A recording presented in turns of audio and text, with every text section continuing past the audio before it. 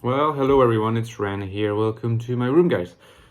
Are INFJs difficult to impress? Why they are difficult to impress? Maybe 3 reasons why they are difficult to impress. If you would like to explore this with me today, then stick around, and we'll be going from the more superficial explanation to the deeper explanation. So stick with me if you want to get to the deeper explanation. Notice that Humphrey is bathed in light today. Don't know what that means. And now my new friend, courtesy of my brother, Chainsaw Man, is also accompanying us. Now, before I move on, don't forget that you can get my book on the INFJ, The Ecstatic Soul. If you haven't got it for Christmas, there's still time. In fact, there's still lots of time, less than $10. You know, the must buy book on the INFJ. You can also get my novel, The Infinite Castle. Rumor has it the main character is an INFJ. Have a look, supports the channel, less than $10. There's also a link to my Patreon page if you want to support me. Immense thanks, helps the channel massively. All my work is, continues thanks to you guys.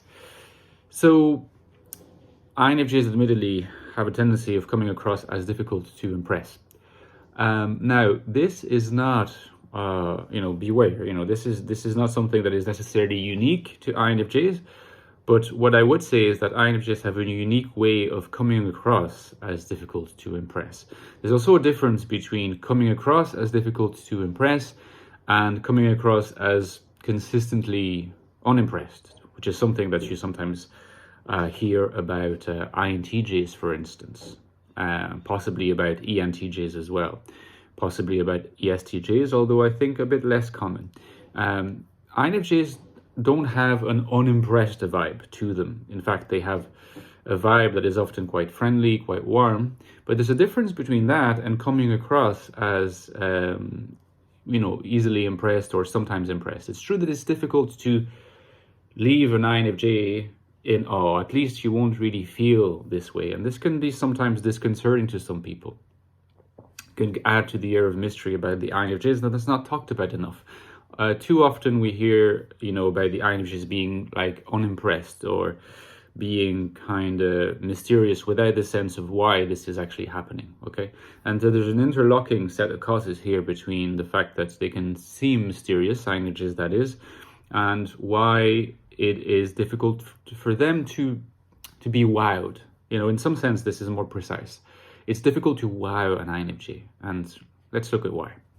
So the number one reason, like I said before, would be the reason that's the most superficial, explains quite a bit, but is not the most interesting reason. Nevertheless, it's an important reason to mention, is simply the fact that INFJs are introverts. And by definition, introverts being introverts, they tend to introvert their emotions. The state of being impressed or of being wowed is an emotion. And therefore, if you're an introvert, you're going to manifest it in a way that's much more mild and contained than if you were an extrovert. At least many brands of extroverts, perhaps not the ENTJ or the ESTJ. But nevertheless, it is true that as an introvert, the INFJ is going to be more private in the way that they manifest emotions. And that will contribute to the fact that they are not likely to easily be wowed. But notice, however, that this, compared to an INFP, for instance, and even to an INTP, which might surprise some people. INTPs can be wowed by stuff.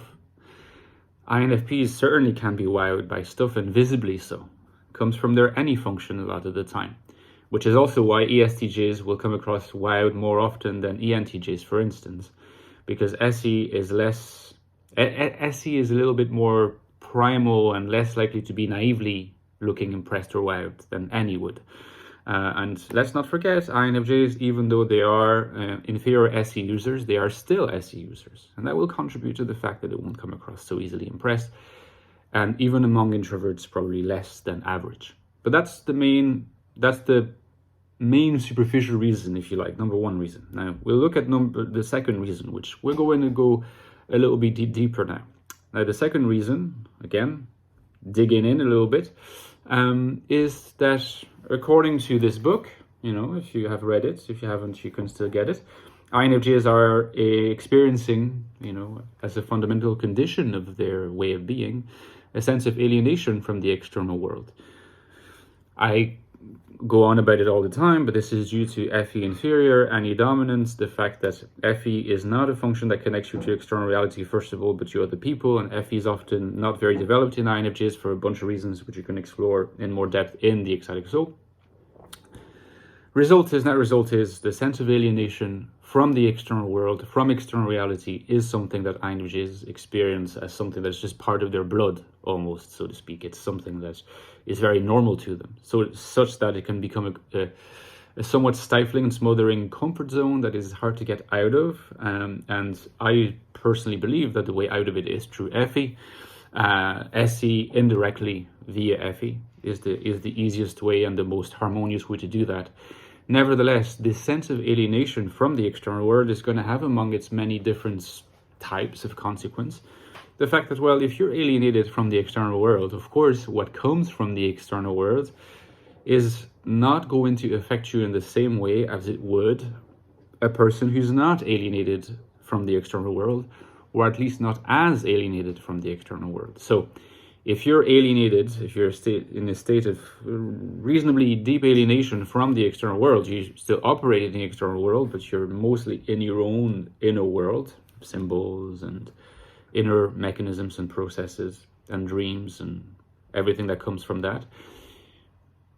You might be impressed, low-key impressed by what's happening in there, but people are not going to notice that, all right? People are going to look at, okay, are you wowed by what's happening out there? Are you wowed by particular events, external events? You're alienated from them most of the time, so of course you're not going to be wowed by them, because you have this innate sense of distance from that. Brings you a certain set of strengths, again, likely to make you look a little mysterious, but it's also going to, cut you off from the possibility of being legitimately wowed. That's simply a side effect of alienation. So that's number 2. Number 3, what I believe to be the deepest reason why INFJs do not easily come across as impressed, or it's hard to leave an INFJ feeling impressed, has to do with the particular makeup of the INFJ mind. And here I mean to go a little bit further than simply the set of cognitive functions of the INFJ and FETI SE that we're very familiar with at this stage. INFJs have holistic minds. This is something that I've been discussing more and more in recent videos, because I think this is a key to understanding the INFJ mind. This is not something I dig into or delve into as much in the Ecstatic Soul, but I will do so in the sequel to the book when I get around to writing it and publishing it. Hopefully you'll be there to have a peruse, to get the book. Which is to say that, if you like, you can think of minds in very rough and ready fashion as divided into those that are more atomistic states of emotions and feelings, and sometimes what philosophers call propositional attitudes or propositional content. That is, states that could, in theory, be described in a sentence. Atomistically aggregated, such that the parts don't necessarily connect with the others. And the states that are holistically connected. Everything is part of an interlocking set of states, such as if there's this change in one state, there needs to be some adjustments in another state somewhere else in the mind for the system, call it the INFJ mind, to remain stable. This is one attempt, this is a concept that I use to give another viewpoint on the door slam. You change your expectations of a particular person in order to save the integrity of your mind. So the person is demoted in their status. Usually the door slam is not very painful.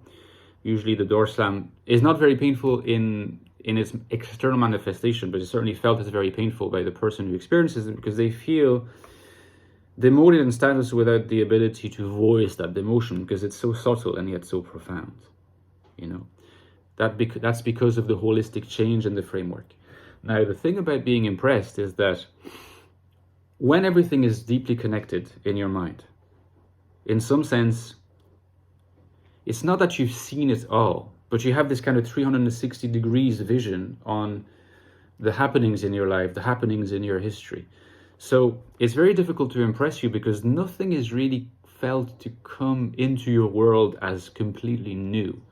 Something that an optimistic mind is much more likely to experience, even more so if they're extroverted, because of what we named that our first reason for not being impressed. An extroverted atomistic mind, such as the mind of an any dominant, for instance, is, of course, they're going to come across very naive and very easily impressed or easily wowed. That's not a negative trait. Remind yourself of that. It's because they really have the potential to experience something as new, something that comes in addition to their mental framework. When you're holistically integrated, when everything is already part of something else, when you experience a new input, if you like, from external reality, the first reflex that your mind has, the mechanism, quite simply, is to kind of capture how it already resembles something in your framework that you can integrate. This is sometimes described in the more sort of, accessible literature as the anti-vision. The vision is there. Anything that comes into it is assimilated to the vision, which can give INFJs this kind of tonal vision vibe, right? But really fundamentally, it's part of this holism that they have mentally in a very deeply imbricated manner. But if your first reflex is to try to integrate something new into the whole that is already in existence in order to preserve the integrity of your mental being, well, you're not going to be wowed, because the first thing you do is to look for what already resembles it in what you already have. And that happens at a very deep, phenomenal level. INFJs don't think about it, it just happens because that's the manner, the mode of being of the INFJ. My mind as a whole, it's holistic. Everything is interlocked with every other thing. To preserve the integrity of that thing, every new input has to be balanced against what's already there and adapted in that fashion. So there's a lot that already happens to take control of the new input and assimilate it to what's already present. So the factor of being wowed, something that's never happened before, something that really takes you aback, something that really sweeps you off your feet, is something that's just not existentially available to the INFJ in many ways.